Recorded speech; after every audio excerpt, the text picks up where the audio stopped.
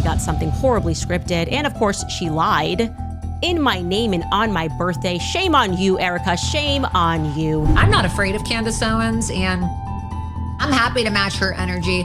I'm happy to wrestle in the mud with that bitch. Candace Owens just revealed that Laura Loomer doxed her family car. And I'm sure if you've been on the internet lately, you've already seen their back and forth on X, just throwing accusations left, right, and center. But have you actually stopped and thought about what might really be going on here? Because some people are starting to wonder if Erika Kirk could somehow be behind all of this. I mean, it's not like she has any love for Candace, and ever since Charlie passed, Candace has been going in on her nonstop, even in that Bride of Charlie series. So when you look at everything happening now, it kind of makes people question whether Laura is just acting on her own or if she's being used as a pawn in a much bigger situation. All allegedly, of course. Let's dive right in. Now, in case you missed it, this whole situation really kicked off when Candace accused Laura of doxing her. And not just in a vague way either, she got very specific. She said Laura posted details about her personal cars, including a brand new Range Rover that her husband gifted her. And Candace didn't stop there. She went on to claim that Laura's fiancé, Andrew Jacob Simpson, allegedly used his job at a car dealership to access her private information. So now we're not just talking about internet drama anymore. This is where it starts getting serious, because Candace is basically saying this could be illegal, like actually violating privacy laws. And once that kind of accusation gets thrown out there, you already know it's not staying quiet. And I want people to know that the real driver of the entire random attack on me from the president, and the reason why it was tinged a little there with some race, was actually his top advisor, Laura Loomer. But of course, Laura being Laura did not just sit there and take that lightly.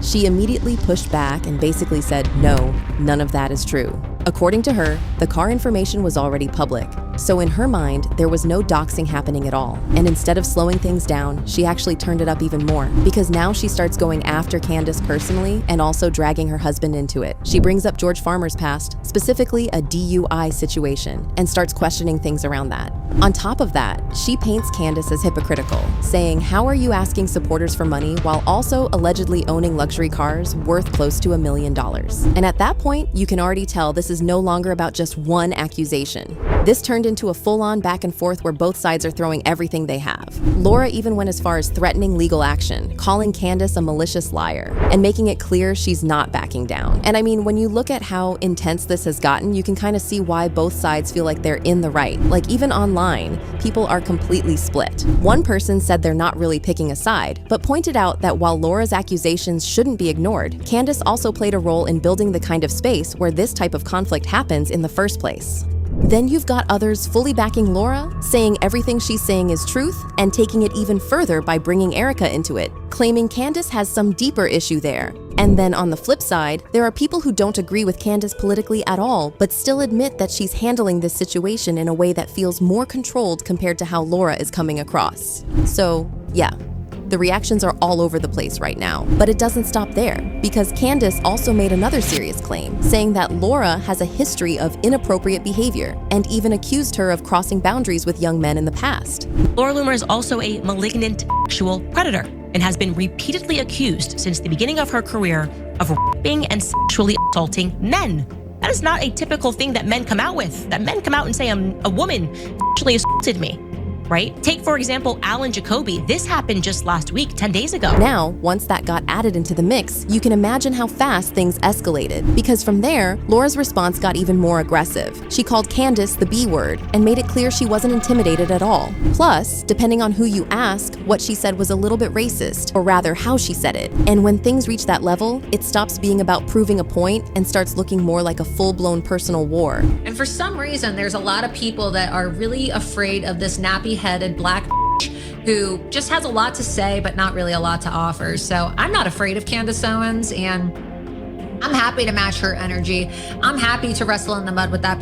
And then just when you think it couldn't get messier, Candace drops another piece of content. She posts what appears to be a video of Laura talking openly about her personal life, including her relationships and experiences, and even referencing figures like Gavin McInnes.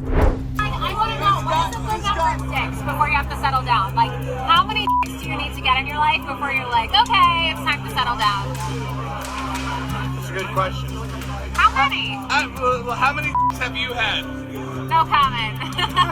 Like less than 30 days? I can't count on my fingers because I don't have enough fingers. Alright, so not have like a yeah, octopus it's like on my on her vagina. leg. Like, can you show us what you're gonna do? Yeah, but I'm taking my pants hats off. If I was gonna, I heard it was lower. If I was gonna stick my dick there, that's not a vagina. Do you like it? It's pretty cute. And in the caption, Candace adds another layer by bringing up Laura's alleged connection to political figures, claiming she regularly speaks to Donald Trump and has influence in those circles. Now, whether that's true or not, the point is, Candace is clearly trying to frame Laura in a certain light, and at the same time, Laura is doing the exact same thing back. Because Laura then circles right back to George Farmer and that DUI situation. She goes into details about it, claiming his blood alcohol level was way above the legal limit and suggesting the incident was more serious than what was initially presented. She even talks about the damage to the vehicle, saying it wasn't just minor, but actually significant. He was subjected to take a breathalyzer test, and his blood alcohol content level was 0.261, which is literally 3 times over the legal limit. So the legal limit for drinking, if you're going to get in a vehicle, you shouldn't really drink and drive at all. Like personally, if you're having alcohol, you shouldn't drive at all. But if you're one of these people that drinks, you technically can drink until your blood alcohol level reaches a level of 0.08. So now we've got both sides pulling out personal history, past incidents, and anything they can use to challenge the other person's credibility. And when you step back and look at all of this, it doesn't even feel like a single argument anymore. It feels like multiple layers of conflict all happening at once, with each side trying to control the narrative. But this is where things start getting a little more interesting, because when you connect everything back to the beginning, people are still stuck on that question. Why now? Why is all of this happening at this exact moment, and why is it escalating this fast? And that's where Erika Kirk's name keeps coming up. Because if you remember, Candace has been very vocal about her, especially after Charlie's passing. She's criticized her publicly, broken things down in detail, and hasn't really held back.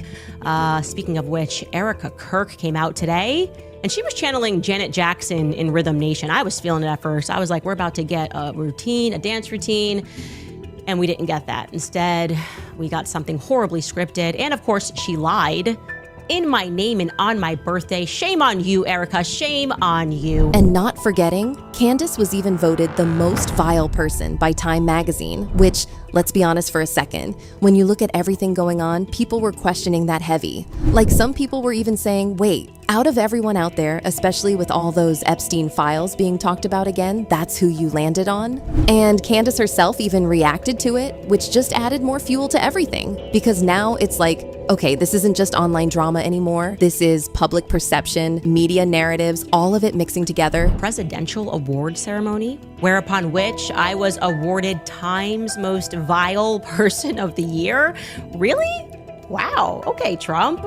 To what do I owe the honor? So when all of this starts happening with Laura stepping in and going this hard at Candace, some people are starting to wonder if this is just a coincidence or if there's something else going on behind the scenes. Now, to be clear, there's no direct proof linking Erika to any of this, so everything here is speculation. But the timing, the intensity, and the way Laura is going after Candace has definitely made people raise eyebrows. So now people are asking, is Laura acting on her own? Or is she stepping into a situation that was already building and pushing it further? And honestly, when you look at how everything lined up, it's not surprising that people are starting to question it, because this whole situation doesn't feel random. It feels like something that was waiting to blow up, and now it finally has.